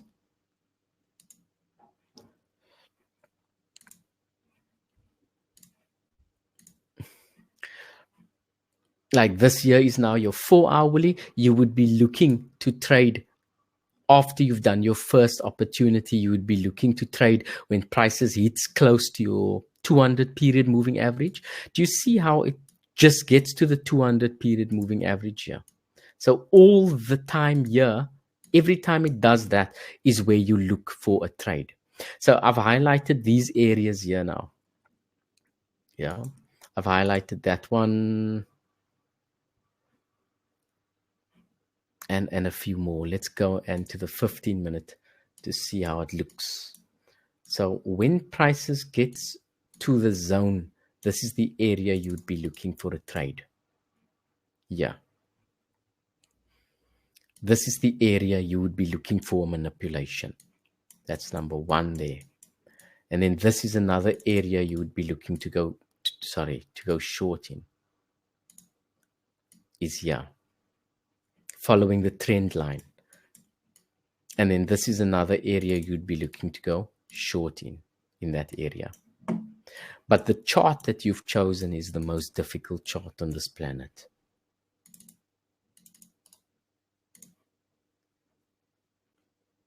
Because I didn't even find one, not even one of the 6 entries in this section here. Maybe this one.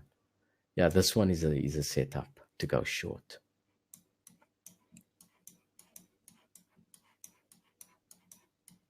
And in this area here, where's the other highlights? Somewhere here. This one looks like it could have been a setup as well. Let's just have a look. Yeah, that's also. So there are two setups there to go short. But the zone that we are finding, we're finding that zone on the 4-hourly. These areas here we've identified on the 4-hourly. Those areas where we are looking for the short. So what we just combining the two. Yeah, that's all we're doing. So let me just show you again. This is very important. These two things are the most important thing here. The zone. That is a zone there, and that is a zone. So you've identified that, which is that. You've identified that, which is this. You're looking for a first opportunity to go short there. You go down. Now, the way it goes down is what I'm after. If it goes down like a volatile trend down, yeah, horrible. The pullbacks are 50. It's a 50% pullback, and it's already reached it there already. Yeah, but then that's maybe a 75% pullback of that there. You need to identify how it goes down. And the best way that I found to identify how it goes down is with Heikinashi. Hence the reason for Heikinashi candles. Let me just show you something. No, I think I'm not. I think it's going to be too much. Let's just leave this at that. So let me just see what the first homework sessions are like.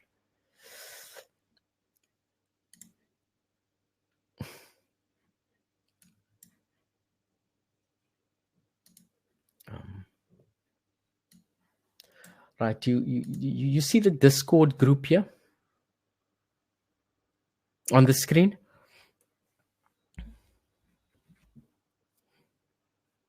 Okay, so inside the Discord here is the trader talk is where we talk.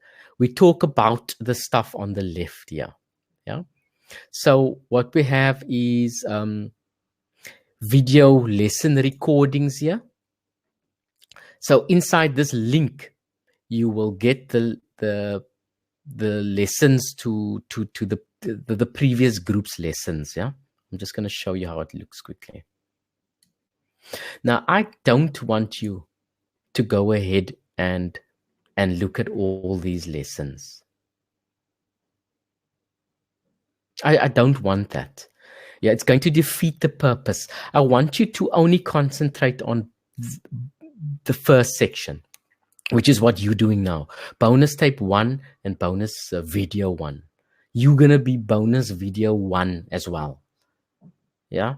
It's and there's things that are in here that wasn't in here, and vice versa. So maybe you should just watch these, but don't go and watch the second part and the third part and the fourth part and the fifth part. It's going to be there for you, but I don't want you to watch it. Yeah, I just want you to follow the structure that has worked so far. So that's inside your bonus, inside the videos there. Now, the homework assignments, I'm going to tell you what your homework is. Yeah, I'm going to write one up for you. So it's going to be set up your MT4 profiles for the 8 major pairs there. And for each pair, open 2 charts, one with the traditional candlesticks and the second one with Heikinashi. And then identify the playing field on the weekly for all 28 pairs. Once that is done, let me know. We'll have a discussion one-on-one on if you've identified the playing field correctly. Now, the playing field is this.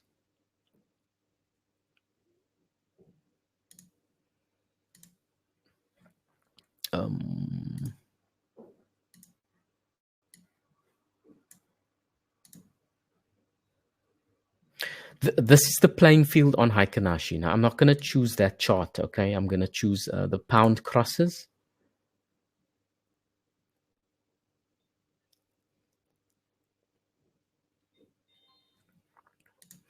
And I'm going to choose any one here, maybe pound versus the CAD. Yeah. So we'll be looking at this. So I want you to identify the playing field on all of them, the way I'm going to show you here now. I'm going to send you the templates. You need to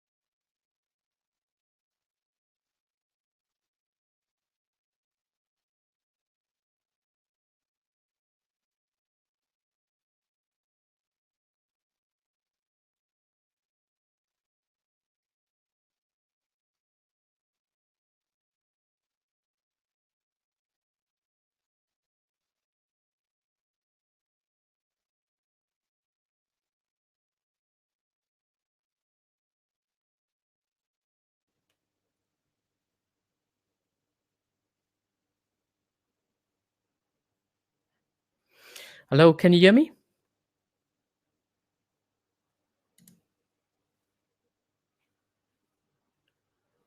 Okay, good. So you can hear me, right? So so you've heard only up until the template story, yeah?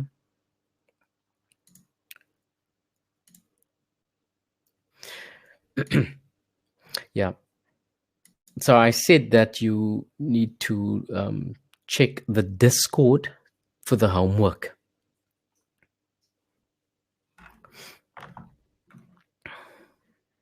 And then the templates of this you will get. But then also the homework is is finding the playing field on all 28 pairs. So this is what I mean. When you see prices are there, I want you to have a line just there. And then to get your resistance, I want you to go up slowly and find the most touches to the left.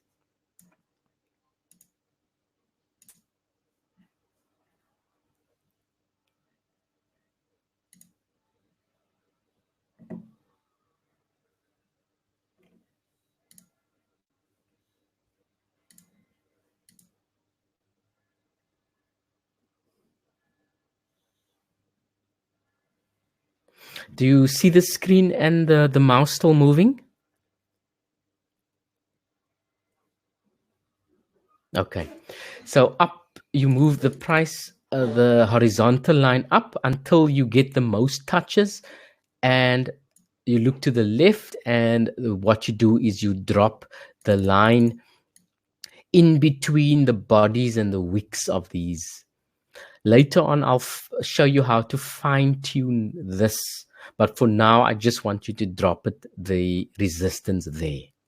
And then you take your horizontal line again, and you drop it where prices are, and then you move it slowly down to where prices is maybe just pivoted off before, and or you have an EMA or something there that's giving you some sort of a confluence area. We don't want you to put it down here because that's thousands of pips. This is a weekly chart. So we're just identifying our playing field nice and narrow. I mean, you can judge it. 600 is quite big.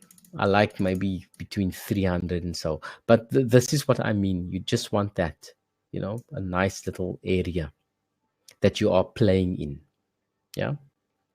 So here we can see prices are now hovering on the 200 period moving average. So which means there's probably going to be some indecision of what's going on here now. If you have a bias between for the pound versus the CAD, then you can you can use that as well. So you are right there, and then that's your playing field on the weekly. Yeah, and that's all you need to do. And then on another chart, let's choose all of this needs to be done on the Heikin-Ashi charts, yeah, and all on the weekly view icon. So what we have here is prices are right there, and then you take your horizontal line and you draw it and you drop it down. In this case, we have a 200 period moving average that could act as confluence to help guide you as to where prices might gravitate toward. Yeah. So, and you have some touches there, and there's some respect there and all over. Yeah. So that could be your first support level. And then again on price, and then you move it up slowly. You're finding out that here is some area there, but that's very close. So maybe you want a bigger area up here. But in this case, we can see a lot of touches here. There was a lot of struggle up here, and we have that. And then we can measure that just to see what we are up against. So it's about an 800 pip move. And then if prices decides to break further down, that could be a level as well. But the most lines on this chart, guys, please let it be 4 lines is enough. But preferably 2, just the immediate support and resistance like this. Because our EMAs are already guiding us as to where we might place this. Yeah. Here we have a situation where we have the EMA 200 and prices are above it. So, and we are on a support level, so we could look for a buying opportunity here. So our playing field is that. And then if you go to your normal chart now, then we can see that you've just done is very close to a level that you would have drawn anyway on your standard charts, which now adds confluence. So that 200 period moving average now is actually confluence with this line here. So which means that if prices comes down to here, you would really be interested in buying this and maybe even getting that 1,000 pips up here. Yeah. So that is the way I want you to do it, is looking at the weekly chart and just drawing your playing field. Yeah. Do you guys understand what the homework is? Yeah. So it's setting up your charts like in this profile manner, putting 2 charts together, and with a template that you'll find, I'll do this playing field. Yeah, let me know if you understand the homework.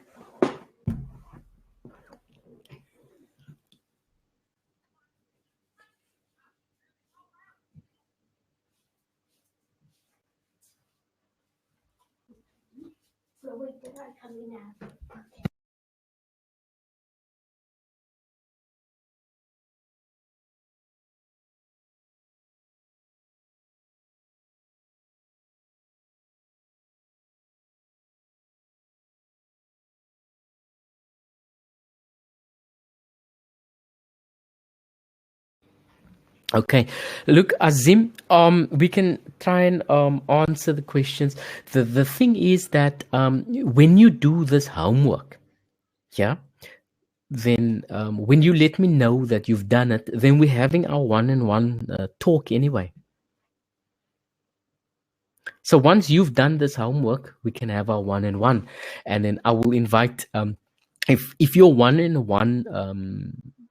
If you are okay with inviting the rest of the guys in on this one-on-one talk, then you can do so. Or if you want it privately, you can have it privately as well.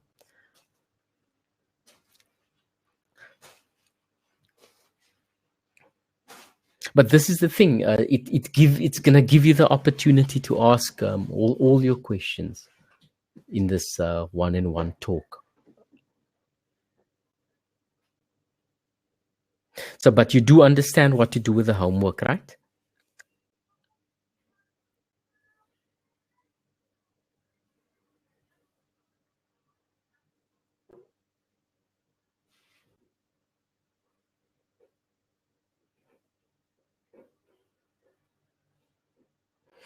Yes, you're gonna get access to this video. Let me just show you. Maybe maybe this is the part that you didn't see.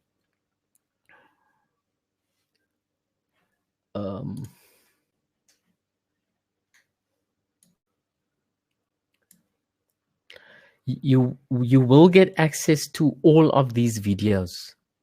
Yeah. But I only want you to watch when it says lesson 1.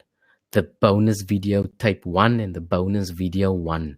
I don't want you to jump to the next lessons ahead of time, because you need time to process all of this stuff.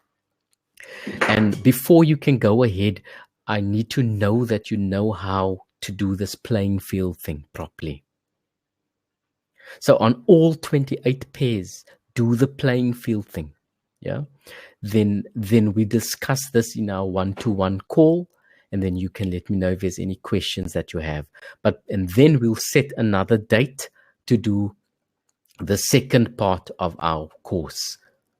Now, unfortunately, you guys are already going to have access to the whole course here, but it's going to be better for your own good not to jump ahead. Yeah.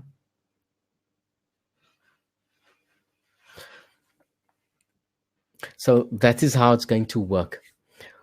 Do your profiles and do the playing field on all 28 pairs, the majors and its crosses. Guys, I think now we've gone like 2 hours, so maybe we can call it a day here. But we're going to still talk inside the Discord group. Your homework will be shown in that group here. Let me just put it back up on the screen quickly.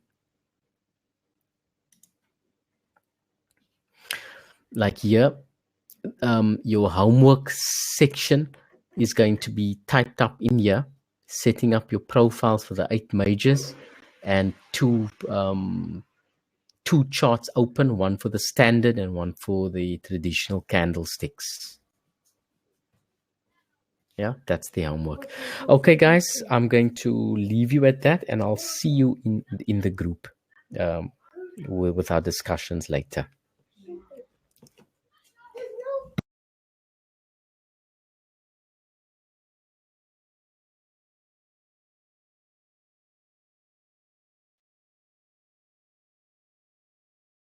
Okay, thanks a lot, guys. I will post in the group when the recording is done. Thanks very much for your time. Bye-bye.